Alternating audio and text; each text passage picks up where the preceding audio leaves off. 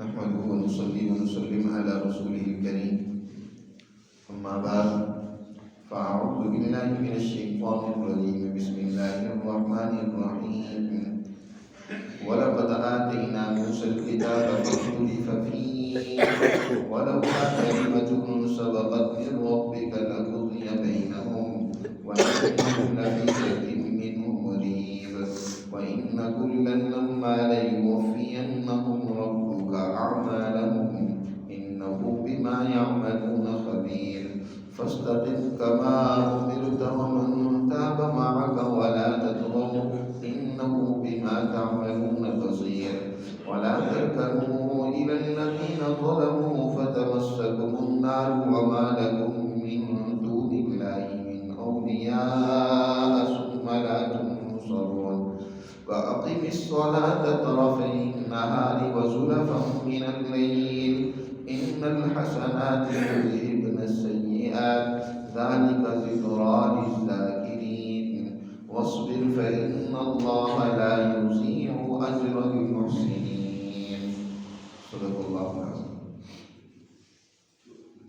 گزشتہ رکوع میں اللہ سبحانہ و تعالی نے سیدنا موسیٰ علیہ السلام کے واقعے کے ضمن میں اس حقیقت کو واضح کیے ہیں کہ جس طرح فرعون موسیٰ علیہ السلام کی بات ماننے کی بجائے اس نے موسیٰ علیہ السلام کی مخالفت کی اور حضور حضرت موسیٰ علیہ السلام کو نقصان پہنچانے کی کوشش کی، لیکن نتیجہ یہ نکلا کہ اللہ نے موسیٰ علیہ السلام کو ان کی جماعت کو کامیاب کیا اور فرعون جو ہے وہ دنیا میں بھی ناکام اور خسران کا شکار ہوا اور آخرت میں بھی اس کے لیے دردناک عذاب ہے۔ دنیا میں جس طرح اس کے پیچھے چلنے والے دنیا میں ذلیل و رسوا ہوئے ہیں، باہری گلزم میں غرق ہوئے ہیں، اسی طرح آخرت میں بھی ان لوگوں کو وہ فرعون جہنم میں لے کر جائے گا۔ اللہ تعالیٰ نے فرمایا کہ اے موسیٰ ہم نے تمہیں واضح نشانیاں دے کر بھیجا تھا اور وہ سلطان مبین اور سلطان مبین واضح غلبہ بھی دے کر بھیجا تھا۔ آیاتنا سے مراد کل درس میں بتایا تھا میں نے کہ اس سے مراد کتاب تورات نہیں ہے، بلکہ اس سے وہ مراد 9 معجزات ہیں جو فرعونیوں کو سمجھانے کے لیے اللہ نے موسیٰ علیہ السلام کے ہاتھ سے ظاہر فرمائے، لیکن انہوں نے ان آیات سے عبرت اور نصیحت حاصل نہیں کی بلکہ الٹا اور تغافل برتا۔ اور اسی طرح سلطان مبین سے مراد فرعون نے جب موسیٰ علیہ السلام کا مقابلہ کرتے ہوئے جادوگروں کو جمع کیا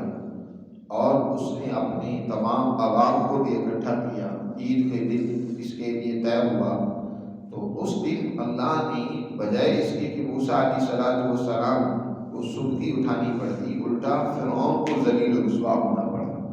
اور وہ سارے جادوگر موسیٰ علیہ السلام پر ایمان لاتے اور حقیقت کو سمجھ کر قبول کر لیتے، موسیٰ علیہ السلام پر ایمان لاتے۔ تو یہ سلطان مبین تھا جو اللہ نے موسیٰ علیہ السلام کو عطا فرمایا تھا۔ اور اللہ تعالیٰ ارشاد فرماتے ہیں کہ موسیٰ کو ہم نے فرعون کی طرف اور اس کی کابینہ کی طرف بھیجا تھا، لیکن فاتبعوا امر فرعون، اس کی کابینہ نے، اس کی عوام نے فرعون کی بات مانی، اس کے پیچھے چلے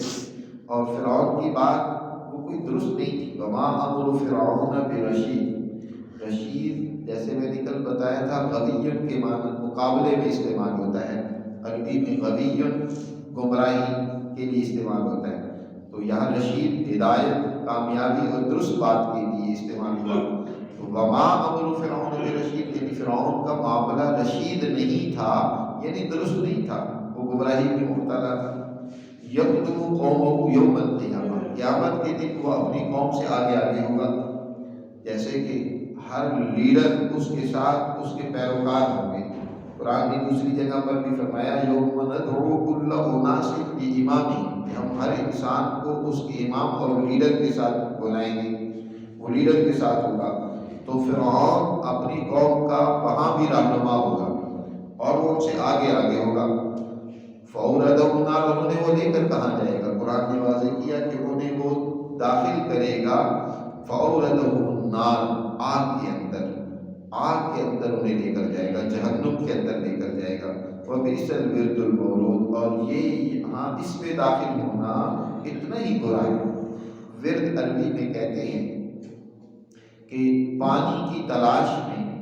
ایک جب سفر لوگ کرتے ہیں تو ایک جماعت کا جو لیڈر ہوتا ہے یا کچھ افراد کو آگے بھیجا جاتا ہے کہ وہ پانی کی تلاش کریں کہ کہاں پانی ہے تاکہ قافلہ وہاں پڑاؤ کرے۔ تو آگے جو جانے والے ہوتے ہیں پیچھے چلنے والے اس کی اتباع کرتے ہیں اور وہ بتاتے ہیں کہ یہاں پانی ہے، یہاں پہنچنا ہے۔ تو یہ فرعون ان کو پیاس سے لوگ جا طلب ہو گئے، سخت تپش اور گرمی سورج کی انہیں جھلسا رہی ہوگی، پیاس سے زبانیں باہر کو نکل رہی ہوگی، پانی کی شدت سے طلب ہوگی اور وہ پانی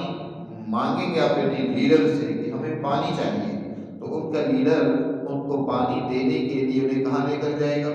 جہنم کی گھاٹ پر لے کر جائے گا، جہاں کا ابلتا ہوا پانی، حمیم، جو انتہائی کھولتا ہوا پانی جب پئیں گے تو انتڑیوں تک کاٹ کر وہ رکھ دے گا اور مقعد کے راستے انتڑیاں کٹ کر گرنا شروع ہو جائیں گی، گلے اور زبان منہ کو جھلسا کر رکھ دے گا۔ اور جب نہیں پئیں گے تو وہ پیاس سے وہ بری ان کی حالت ہوگی، انتہائی بری حالت میں ہوں گے۔ تو فرمایا کل قیامت کے دن یہ فرعون اپنی قوم کے آگے آگے ہوگا اور انہیں وہ اس جہنم کی گھاٹ پر داخل کرے گا، اور وہاں کا داخلہ کتنا برا ہے۔ وَبِئْسَ الْوِرْدُ الْمَوْرُودُ، آج دنیا میں تمہیں سمجھ نہیں آ رہی، یہ کل تمہیں سمجھ آئے گی کہ وہاں جس کا داخلہ ہوا اس سے برا کوئی داخلہ نہیں ہے۔ وَأُتْبِعُوا فِي هَٰذِهِ لَعْنَةً وَيَوْمَ الْقِيَامَةِ، دیکھو ان کے کرتوتوں کے نتیجے میں اس دنیا میں بھی ان پر پھٹکار پڑے گی، لعنت ہوئی، اور قیامت کے دن بھی اللہ کی لعنت اور پھٹکار کے مستحق ہوئے۔ بِئْسَ الرِّفْدُ الْمَرْفُودُ، اتنا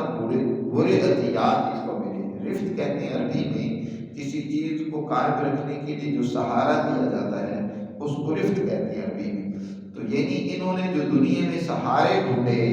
فرعون کا، جھوٹے لیڈروں کا، دنیا میں مفاد پرست لوگوں کے پیچھے دوڑتے رہے، انہوں نے اعتماد اور بھروسے اللہ کو چھوڑ کر دوسری طاقتوں پر کیے رکھے۔ یہ کتنے برے عطیات تھے، بری چیزیں تھیں جن پر ان کے بھروسے اور سہارے تھے۔ قرآن نے حضرت موسیٰ اور فرعون کا یہ مختصراً ان آیات میں واقعہ ذکر کرنے کے بعد فرمایا ذَلِكَ مِنْ أَنْبَاءِ الْقُرَىٰ، یہ جتنے بھی واقعات قوموں کے اور بستیوں کے تمہارے سامنے ہم نے ذکر کی ہے، اس سے پہلے 6 واقعات اور یہ 7واں واقعہ، یہ کل 7 واقعات جو گزرے نوح علیہ السلام سے لے کر موسیٰ علیہ السلام، ان سب کی طرف اشارہ کرتے ہوئے فرمایا کہ ان بستیوں کے واقعات نقص علیک ہیں جن کو ہم تمہارے سامنے بیان کر رہے ہیں۔ منہا قائم، ان میں سے کچھ تو ایسے ہیں، ایسی بستیاں ہیں کہ وہ منہا قائم، ابھی بھی ان کے کچھ نشانات قائم ہیں، ابھی بھی نشانات ان کے مل جاتے ہیں تمہیں۔ آثار قدیمہ والے جو تلاش کرتے ہیں تو انہیں پرانی تباہ شدہ بستیوں اور آبادیوں کے نشانات اب بھی مل رہے ہیں، دریافت ہو رہے ہیں۔ اور منہا قائم و حصیر، کچھ تو ایسے ہیں جو کٹ چکے ہیں، یعنی ان کے نشانات مٹ چکے ہیں، یعنی اتنی بے شمار ایسی قومیں بھی گزری ہیں جن کا کوئی نام و نشان باقی نہیں ہے، لیکن اللہ نے ان کو تباہ کیا اپنے کرتوتوں کی وجہ سے، وہ تباہ نہیں ہے۔ دیکھو وما ظلمناہم، اللہ تعالیٰ ارشاد فرماتے ہیں ہم نے ان پر ظلم نہیں کیا تھا، ہم نے زیادتی نہیں کی تھی کہ ایسے ہی کسی قوم کو تباہ کر دیں، ولکن ظلموا انفسہم، لیکن وہ اپنی جانوں پر خود ظلم کر رہے تھے، انہوں نے اپنا نقصان خود اٹھایا، ظلم کا راستہ، بدماشی کا راستہ انہوں نے خود اختیار کیا، جس کا نتیجہ لازمی طور پر وہی نکلنا تھا جو نکلا۔ فما اغنت عنہم آلہتہم التی یدعون من دون اللہ من شیء لما جاء امر ربک، پھر ان کے وہ معبود، وہ سہارے جن پر ان کا بڑا اعتماد تھا، جن کو انہوں نے خدائی کا درجہ دے رکھا تھا، وہ ان کے کام نہیں آئے، جنہیں وہ اللہ کے علاوہ پکارا کرتے تھے، ان میں سے کوئی بھی ان کی یاوری اور مدد کے لیے نہیں آیا، من شیء، کچھ بھی ان کے کام نہیں آیا۔ لما جاء امر ربک، جب تمہارے رب کا حکم یعنی عذاب کا حکم آیا تو پھر کوئی ان کو بچانے کے لیے نہیں آیا، نہ وہ جھوٹے لیڈر آئے، نہ ان کے وہ معبود ہے، نہ ہی کوئی اور سہارا اور آسرا ان کو ملا۔ وما زادوهم غیر تتبیب، بلکہ ان جھوٹے لیڈروں نے تو ان کو اور نقصان میں مبتلا کیا۔ جس راستے پر لے کر گئے وہ ان کے لیے اور تباہی و بربادی کا راستہ تھا۔ وَكَذَلِكَ، قرآن نے کہا اس واقعے کو بیان کرنے کے بعد ان قوموں کو ہم نے تباہ و برباد کیا، تو یہ صرف انہی کے لیے قانون نہیں تھا، بلکہ وَكَذَلِكَ أَخْذُ رَبِّكَ إِذَا أَخَذَ الْقُرَىٰ وَهِيَ ظَالِمَةٌ، اسی طرح تیرے رب کی پکڑ اور گرفت ہوتی ہے بستیوں اور آبادیوں کی، ملکوں کی، قوموں کی، جب وہ ظلم پر اتر آتی ہے۔ اخذ القریٰ وکذالک اخذ ربک، اسی طرح تیرے رب کی گرفت اور پکڑ ہے۔ اذا اخذ القریٰ، جب وہ بستیوں کو، قوموں کو پکڑتا ہے تو کب پکڑتا ہے؟ وہی ظالمہ، وہ اس وقت جب وہ ظلم کر رہی ہوتی ہے۔ یاد رکھو دنیا میں اللہ کا عذاب ہمیشہ قوموں پر ان کے ظلم و زیادتی کی وجہ سے آتا ہے۔ یہ جتنی قومیں پیچھے گزری ہیں ان کے واقعات پڑھو، یہ ظالم تھی، یہ فساد پھیلانے والی تھی، انسانیت کے لیے انہوں نے دنیا میں رہنا مشکل کر دیا تھا، تو اس وجہ سے اللہ کا ان پر عذاب آیا۔ دنیا میں بد اعتقادی کی وجہ سے اللہ کسی قوم کو عذاب میں مبتلا نہیں کرتے، کوئی شاذ و نادر واقعہ ہو سکتا ہے، وگرنہ دنیا میں عذاب ہمیشہ ظلم کی بنیاد پر۔ ظلم چاہے مسلمان کرے چاہے غیر مسلم کرے، ظلم کوئی بھی کرے گا تو وہ اللہ کے عذاب اور گرفت میں آئے گا۔ فرمایا وَكَذَلِكَ أَخْذُ رَبِّكَ إِذَا أَخَذَ الْقُرَىٰ وَهِيَ ظَالِمَةٌ، تیرے رب کی پکڑ اس وقت ہوتی ہے، اور اسی طرح جیسے ان بستیوں کی اس نے پکڑ کی، اسی طرح وہ پکڑ کرتا ہے جب وہ ظلم کرتی ہے۔ ان اخذہ علیم شدید، بے شک اس کی پکڑ بڑی ہی دردناک اور سخت قسم کی ہے۔ ان فی ذلک لآیۃ، ان واقعات سے، قرآن ان واقعات کو ذکر کر کے اس کے بعد ان کا خلاصہ، ان واقعات سے جو تجزیہ اور انالیسس کرنا چاہیے، جو انسان کے سامنے حقائق آنے چاہیے، قرآن ان کی طرف رہنمائی کر رہا ہے کہ ان واقعات سے رہنمائی حاصل کرو، عبرت حاصل کرو۔ لیکن عبرت کون حاصل کرے گا؟ عبرت وہی حاصل کرے گا جسے عبرت حاصل کرنے کی فکر ہوگی، جسے اپنے اعمال کا محاسبہ ہوگا، جسے اس بات پر یقین ہوگا کہ مجھے ایک دن یقیناً اللہ کے حضور پیش ہونا ہے اور مجھے اپنے اعمال کے حوالے سے حساب و کتاب دینا ہے، اس پر جزا و سزا مرتب ہوگی۔ اور جو اس پر یقین ہی نہیں رکھتا، آخرت پر یقین ہی نہیں رکھتا، وہ ان قوموں کی تباہی و بربادی کو وہ اسباب کی طرف پھیر کر مطمئن ہو کر بیٹھ جائے گا کہ اسباب ایسے بنے، طوفان آئے، زلزلے آئے، قومیں تباہ ہوئی، بس اس کا تعلق جو ہے کوئی ان قوموں کی برے اعمال، برے اخلاق، ان کے فساد اور ظلم کے ساتھ نہیں تھا، بس وہ اسباب کے تحت ایسا ہوا۔ آج بھی آپ دیکھیں یہ آثار قدیمہ والے یا اسی طرح دنیا کی وہ غافل قومیں، یہ واقعات ان کے سامنے بھی آتے ہیں، مسلمان بھی ان واقعات کو پڑھتے ہیں، غیر مسلم بھی پڑھتے ہیں، لیکن کتنے جو ان سے عبرت حاصل کرتے ہیں؟ فرمایا اسی لیے ان سے عبرت اور سبق وہی سیکھیں گے۔ ان فی ذالک، بے شک اس میں یقیناً آیت اور نشانی ہے، لیکن اس کے لیے نشانی ہے خوف عذاب الآخرہ، جو آخرت کے عذاب کا خوف رکھتا ہے، جسے اپنے انجام کی فکر ہے، وہی ان سے عبرت حاصل کرے گا۔ ذالک یوم مجموع، آخرت کیا ہے؟ وہ دن ہے کہ مجموع لہ الناس، جس دن سارے لوگ اللہ کے حضور جمع کیے جائیں گے، سب انسان اللہ کے حضور پیش ہو کے اپنی حساب و کتاب کے لیے۔ وذالک یوم مشہود، یہ وہ دن ہے جس دن سب کو حاضر ہونا ہے، جی سب حاضر ہوں گے مجرموں کی طرح اور اپنے اعمال کا حساب و کتاب لینے کے لیے۔ وما نؤخرہ الا لاجل معلوم، وہ دن آئے گا ضرور، لیکن اس کے لیے ایک وقت مقرر ہے، اللہ نے اس کے لیے ایک وقت متعین کیا ہوا ہے، تو اجل معدود تک ہم نے اس کو مؤخر کیا ہوا ہے، لیکن وہ جب آ جائے گا، یوم یاتی لا تکلم نفس الا باذنہ، اس دن کسی کو جرأت نہیں ہوگی کہ کوئی بات کر سکے، کوئی دم نہیں مار سکے گا، کسی کو بات کرنے کی ضرورت نہیں ہوگی۔ دنیا میں جھوٹے پروپیگنڈے کرنے والے، گمراہ کرنے والے، متکبر، نیکیاں اور شیخیاں جگاڑنے والے وہاں ان کو بات کرنے کی ضرورت نہیں ہوگی، سب ڈرے ہوئے سہمے ہوئے، زبان گنگ ہوگی الا باذنہ، مگر ہاں جسے اللہ اجازت دے گا۔ جیسے نبی کریم صلی اللہ علیہ وسلم نے ارشاد فرمایا کہ اللہ تعالی لواء الحمد، حمد کا جھنڈا مجھے عطا کرے گا، میں اللہ کی وہ تعریف کروں گا جو اللہ اس دن اسی دن ہی مجھے سکھلائے گا، اس سے پہلے میں نے کبھی وہ اللہ کی ان الفاظ میں تعریف نہیں کی ہوگی۔ اور اللہ کی خوب تعریف حمد و ثنا بیان کرنے کے بعد پھر حضور صلی اللہ علیہ وسلم انسانیت کے حساب و کتاب کے شروع ہونے کا اللہ سے سوال کریں گے، وگرنہ اس دن کسی پیغمبر کو بھی ضرورت نہیں ہوگی۔ مشہور حدیث ہے، نبی کریم صلی اللہ علیہ وسلم نے فرمایا کہ لوگ حضرت آدم کے پاس جائیں گے، نوح علیہ السلام، ابراہیم، موسیٰ، عیسیٰ، سب کے پاس جائیں گے کہ اللہ سے عرض کریں کہ ہمارے حساب و کتاب کا سلسلہ شروع ہو، لیکن سب اپنی کسی نہ کسی لغزش یا خطا جو اجتہادی خطا تھی اس کو یاد کر کے کہیں گے کہ آج ہم میں ضرورت نہیں ہے کہ ہم اللہ کے سامنے بات بھی کر سکیں۔ آخر حضور صلی اللہ علیہ وسلم اللہ کے حضور جو ہے عرض کریں گے، اس کا ذکر کیا الا باذنہ، لا تکلم نفس الا باذنہ، فمنہم شقی و سعید۔ پھر اس دن لوگ دو قسموں میں تقسیم ہو جائیں گے، ان میں سے کچھ تو وہ ہوں گے شقی بدبخت اور وہ سعید، کچھ وہ ہوں گے جو نیک بخت اچھے انجام والے۔ دنیا میں بھی لوگ مختلف کیٹیگری میں تقسیم ہوتے ہیں، کوئی مالدار ہے، کوئی غریب ہے، کوئی جو ہے کالا ہے، کوئی گورا ہے، کوئی عربی ہے، کوئی عجمی ہے، جی کوئی جو ہے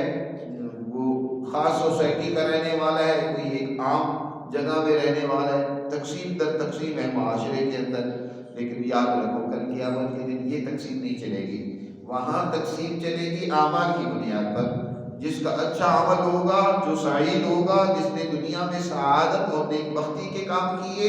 وہ ایک طرف ہوں گے، اور جنہوں نے دنیا میں شقاوت بدبختی کے کام کیے،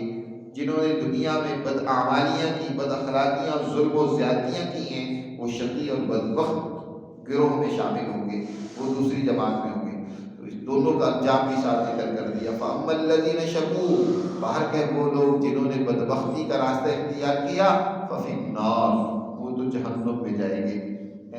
فَفِي النَّارِ، اور وہاں جب اس جہنم میں داخل ہوں گے، لَهُمْ فِيهَا زَفِيرٌ وَشَهِيقٌ، ان کے لیے چیخنا چلانا ہوگا، زفیر و شہیق ہوگی۔ زفیر کہتے ہیں گدھے کی ابتدائی آواز کو، شہیق کہتے ہیں اس کی انتہائی آواز کو۔ گدھا جب بولتا ہے نا تو ابتدا میں بڑا زور لگا کر بولتا ہے، اور انتہا میں جب اس کی آواز ختم ہوتی ہے تو بالکل دھیمی ہو جاتی ہے، اور اس کی گویا کے سینے سے آواز آ رہی ہوتی ہے۔ تو اسی طرح وہ جہنمی، وہ شقی لوگ جب جہنم میں داخل ہوں گے تو اس گدھے کی طرح وہ چیخوں چلائیں گے، روئیں گے، دھوئیں گے، پیٹیں گے، لیکن کوئی بات وہاں نہیں بنے گی۔ خالدین فیہا ما دامت السماوات والارض الا ما شاء ربک، ہمیشہ اس میں رہیں گے جب تک آسمان و زمین قائم ہے، الا ما شاء ربک، مگر جتنا تیرا رب چاہے۔ جب تک آسمان و زمین قائم ہے، یہ عربی میں لفظ اس بولا جاتا ہے کسی کی دوام کے لیے، لمبے عرصے کے لیے، کہ آسمان و زمین جب تک قائم ہے اس وقت تک یہ بات نہیں ہو سکتی۔ اسی طرح قرآن نے یہاں اسی پس منظر میں یہ جملہ ذکر کیا ہے کہ یہ نہیں وہ ہمیشہ اس جہنم میں رہیں گے، وگرنہ وہاں اس وقت تو یہ آسمان و زمین نہیں ہوں گے، اللہ تعالیٰ ان کو بھی ختم کر دے گا۔ جیسے قرآن کی دوسری جگہ پر ذکر ہے اذا السماء انشقت، جب وہ قیامت کا انقلاب واقع ہوگا تو اس وقت آسمان بھی پھٹ جائے گا۔ اذا السماء انشقت واذا الارض مدت والقت ما فیہا وتخلت واذنت لربها وحقت، تو وہاں ان کو جہنم میں داخل کیا جائے گا۔ الا ما شاء ربک، مگر جو چاہے تیرا رب۔ یہ الا ما شاء ربک کا استثناء، اس کے بارے میں ایک تو یہ کہ یہ محض اللہ کی قدرت کے اظہار کے لیے ہے کہ اللہ تعالیٰ قادر ہے کہ ان کو اس سزا سے بچا بھی دے، الا ما شاء ربک۔ یہ اسی طرح ہے کہ سنقرئک فلا تنسى الا ما شاء اللہ، ہم تجھے پڑھائیں گے قرآن اور آپ بھولیں گے نہیں، الا ما شاء اللہ، مگر جو اللہ چاہے۔ یعنی اللہ نے بھلوایا نہیں ہے، لیکن قدرت کے اظہار کے لیے فرمایا کہ وہ قادر اس بات پر کہ آپ کو پڑھا کر یاد کرا کے بھی بھلا دے، یہ بھی ہو سکتا ہے، لیکن ایسا اللہ نے کیا نہیں۔ اسی طرح فرمایا کہ اس کی قدرت یہ ہے کہ وہ جہنم سے تمہیں نکال بھی سکتا ہے اے شقی لوگو، لیکن وہ تمہیں نکالے گا نہیں، بلکہ تم ہمیشہ جہنم میں رہو گے۔ اور دوسرا معنی یہ بھی کیا گیا ہے، اللہ بمانے سوا کے بھی ہو سکتا ہے، اور یہ بھی مطلب ہو سکتا ہے کہ ایک بڑے طویل عرصے اور زمانہ کے بعد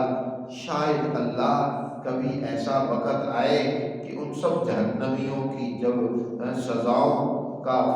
خاتمہ کر دے، ان کو جتنی سزا دینی ہے اور جتنے ان کے اعمال برے تھے اس کے مطابق جتنا ان کو تکلیف پہنچانی ہے، اس کے بعد اللہ انہیں معاف کر دے۔ کیونکہ اصل تو انسان کی ہے وہ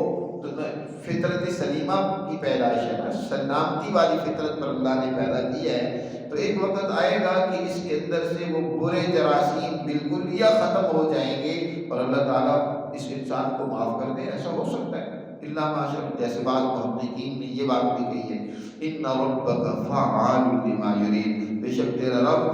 جو ارادہ کرتا ہے وہ کر گزرتا ہے۔ اللہ کے سامنے کوئی مشکل نہیں ہے۔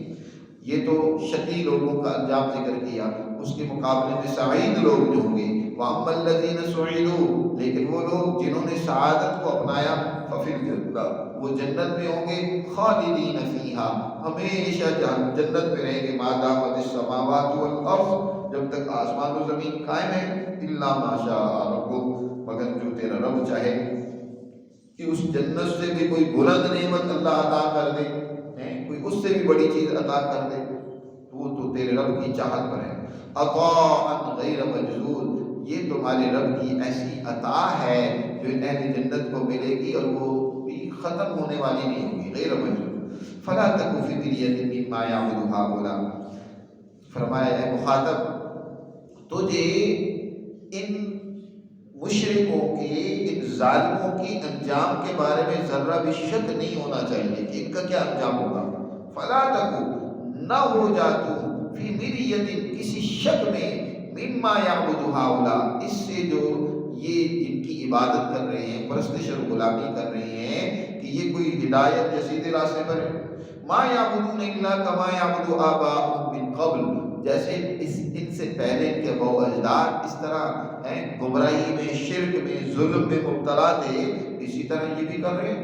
انہی کے راستے پر چل رہے ہیں۔ وَإِنَّا لَمُوَفُّوهُمْ نَصِيبَهُمْ، یقیناً ہم ان سب کو ان کا پورا پورا بدلہ اور نصیب دیں گے، ان کا حصہ دیں گے، جو یہ اعمال کر رہے ہیں اس کے مطابق جزا ہوگی، غیر منقوص، اس میں کمی نہیں ہوگی۔ وَلَقَدْ آتَيْنَا مُوسَى الْكِتَابَ، اور یقیناً ہم نے موسیٰ علیہ السلام کو بھی کتاب دی تھی، فَاخْتُلِفَ فِيهِ، اس میں بھی اختلاف کیا گیا۔ آپ کو اس قرآن مقدس کے حوالے سے، اس کے احکامات کے حوالے سے، اس میں جو بات بتائی جا رہی ہے اس حوالے سے شک نہیں ہونا چاہیے۔ یہ مشرکین شک کرنے، یہ غیروں کے اوپر اعتماد اور بھروسہ کرنے والے ہیں، شرک ظلم کرنے والے، یہ قرآن کے بارے میں بھی شک کرتے ہیں، لیکن یہ شک کوئی پہلی دفعہ نہیں ہوا، یہ اختلاف پہلی دفعہ نہیں ہوا، بلکہ اس سے پہلے موسیٰ علیہ السلام کو بھی اللہ نے کتاب دی، اس میں بھی لوگوں نے کیا کیا؟ اختلاف کیا۔ وَلَوْلَا كَلِمَةٌ سَبَقَتْ مِن رَّبِّكَ لَقُضِيَ بَيْنَهُمْ، یاد رکھو اللہ کا ایک قانون ہے، قوموں کی تباہی، بربادی، ان کی جزا و سزا کے لیے بھی اس نے ایک وقت مقرر کیا ہے، اور اگر اللہ چاہتا کہ ہر مجرم کو اس کے جرم کی فوراً سزا دے دی جائے پھر تو یہ دنیا کب کی ختم ہو چکی ہوتی، لیکن اللہ چاہتا ہے لوگوں کو اب اعمال اور کام کرنے کے موقع ملے، جب تک وہ اس دنیا کو اللہ رکھنا چاہتا ہے تو اللہ تعالیٰ فوراً نہیں سزا دیتا۔ اسی کو فرمایا وَلَوْلَا كَلِمَةٌ سَبَقَتْ، اگر یہ بات نہ ہوتی جو تیرے رب کی طرف سے پہلے طے ہو چکی ہے کہ ہر ایک کو موقع ملنا ہے کام کرنے کا، تو لَقُضِيَ بَيْنَهُمْ، تو ان کے درمیان میں ان جھگڑوں کا، ان اختلافات کا فیصلہ ہی کر دیا جاتا۔ وَإِنَّهُمْ لَفِي شَكٍّ مِّنْهُ مُرِيبٍ، بے شک یہ مکہ کے مشرک بھی یقیناً اس قرآن کے حوالے سے ایک بے چین کر دینے والے شک میں مبتلا ہے، اس پر یقین نہیں کر رہے، قرآن جو کہہ رہا ہے، جو سمجھا رہا ہے، اس پر ان کو یقین نہیں آ رہا۔ وَإِنَّ كُلًّا لَمَّا لَيُوَفِّيَنَّهُمْ رَبُّكَ أَعْمَالَهُمْ إِنَّهُ بِمَا يَعْمَلُونَ خَبِيرٌ، اور بے شک ہر ایک کو قسم ہے کہ اللہ ان کو، تمہارا رب ان کو پورا پورا بدلہ دے گا۔ قُلْنَا لَمَّا،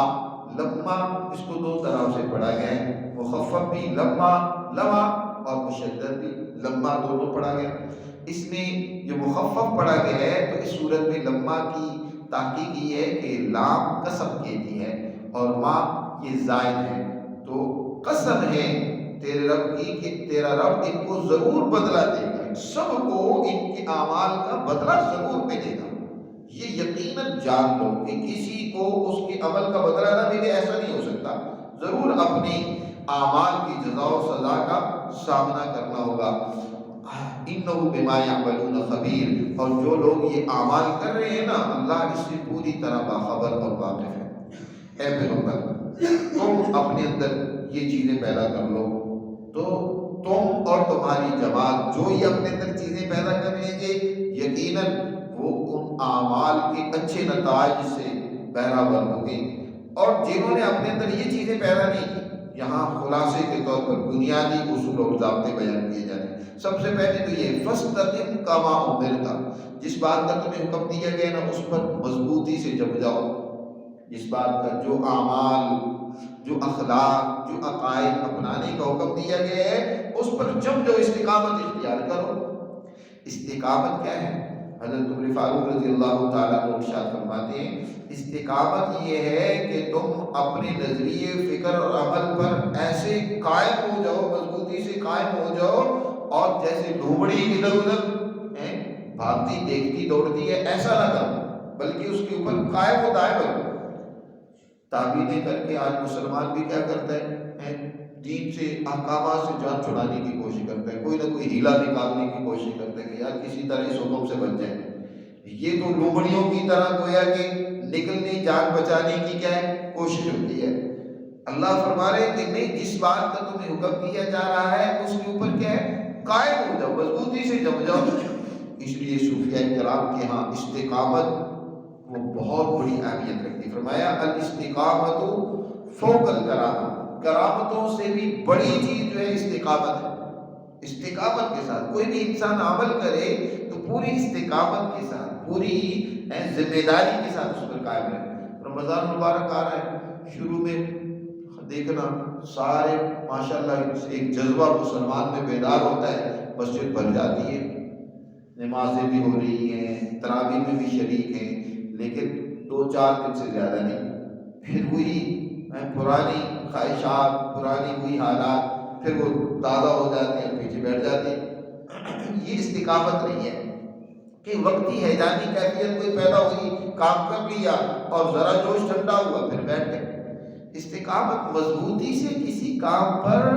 دوام اختیار کرنا۔ ایک صحابی نے نبی کریم صلی اللہ علیہ وسلم سے اپنی نجات کے لیے کسی عمل کا سوال کیا کہ مجھے کوئی ایسا عمل مختصر بتائیے کہ میری نجات کے لیے کافی ہو۔ آپ نے فرمایا قل آمنت باللہ ثم استقم، کہہ دو کہ میں اللہ پر ایمان لایا پھر اس پر ڈٹ جاؤ، تمہاری نجات کے لیے یہ کافی ہے۔ کہ جو انسان عمل کرے اس پر ڈٹ جائے، اس کو ہمیشہ نبھائے، ہمیشہ قائم رکھے۔ جی تو فرمایا فاستقم کما امرت ومن تاب معک ولا تطغوا، جی تم بھی جس کا تمہیں حکم دیا گیا اور جو آپ کے ساتھ جنہوں نے توبہ کی ہے وہ سب، یعنی مسلمان بھی اور آپ بھی پیغمبر جس کا تمہیں حکم دیا جا رہا ہے تم اس پر ڈٹ جاؤ۔ فاستقم ومن تاب معک کما امرت ولا تطغوا، اور دیکھو سرکشی نہ کرو، اللہ کے حکم سے انحراف نہ کرو، منہ نہ موڑو، انہ بما تعملون بصیر، جو بھی تم عمل کرتے ہو اللہ اس کو دیکھ رہا ہے۔ اور دوسرا حکم دیا ولا ترکنوا الی الذین ظلموا، ظالموں کی طرفداری نہ کرو۔ رکون کہتے ہیں محبت سے کسی کی طرف میلان اختیار کرنا، تو یعنی تم مداحنت اختیار کرو، ظالم جو ہیں دنیا میں فساد پھیلانے والے جھوٹے لیڈر، مفاد پرست، ان کی طرف مت جھکو، ان کی صحبت مت اختیار کرو، ان کے ساتھ مت رہو، ان کا ساتھ نہ دو۔ اللہ تو واضح طور پر فرما رہے ہیں وَلَا تَرْكَنُوا إِلَى الَّذِينَ ظَلَمُوا، ظالموں کی طرف نہیں جھکنا، ان کی طرف ذرا بھی میلان نہیں ہونا چاہیے، ورنہ آگے اللہ نے سزا کا بھی ذکر کیا فَتَمَسَّكُمُ النَّارُ، تمہیں جہنم کی آگ ضرور پہنچے گی، وہ چھوڑے گی نہیں تمہیں۔ مسلمانوں سے حضور سے کہا جا رہا ہے، حضور نے ارشاد فرمایا شیبتنی ہود، مجھے سورہ ہود نے بوڑھا کر دیا، اس کے مضامین پر میں نے جب غور و فکر کیا تو اس نے مجھے بوڑھا کر دیا۔ حضور صلی اللہ علیہ وسلم سے کہا گیا کہ اللہ کے رسول آپ میں طاقت و قوت تو بہت زیادہ ہے اور آپ کے بال سفید ہو گئے، تو آپ نے فرمایا کہ مجھے اس سورہ مبارکہ نے بوڑھا کر دیا۔ وہ کون سا اس کا مضمون ہے جس نے بوڑھا کر دیا؟ وَلَا تَرْكَنُوا إِلَى الَّذِينَ ظَلَمُوا فَتَمَسَّكُمُ النَّارُ، ظالموں کی طرف جھکاؤ نہیں اختیار کرنا، ظالموں کے مقابلے میں تم ڈٹ کر کھڑا ہونا ہے۔ اور آج آپ اپنے ملک میں دیکھیں، جن جھوٹے مفاد پرست لیڈروں کے پیچھے ہم دوڑ رہے ہیں، جن کی طرف ہم کوئی قلبی میلان یا جھکاؤ رکھتے ہیں، سب ظالم ہیں، مفاد پرست ہیں، لالچی ہیں، خود غرض ہیں، جنہوں نے قوم کو تباہ و برباد کیا ہے۔ 75 سال ہو گئے قوم کو، ہر آنے والے لیڈر نے مزید زوال میں، تباہی و بربادی میں دھکیلا ہے۔ ان کا ساتھ نہ دو، ان کی طرف نہ جھکو، ان کی صحبت بھی اختیار نہ کرو، وگرنہ وما لکم، آگے مزید کا وما لکم من دون اللہ من اولیاء، اللہ کے سوا کوئی تمہارا مددگار اور ولی نہیں ہوگا، اور نہ ہی تمہیں کہیں سے کوئی سپورٹ ملے گی جب اللہ کی گرفت آئے گی، ثم لا تنصرون۔ اور ایک اور حکم دیا، وَأَقِمِ الصَّلَاةَ، نماز کو قائم کرتے ہیں، اللہ سے تعلق جوڑیں، اور اللہ سے تعلق جوڑنے کا طریقہ کیا ہے؟ پہلے حقوق العباد کو ذکر کیا، اب حقوق اللہ کو، کہ اللہ سے تعلق جوڑو نماز کے ذریعے سے۔ نماز سب سے زیادہ اللہ سے تعلق قائم کرنے کا ذریعہ ہے،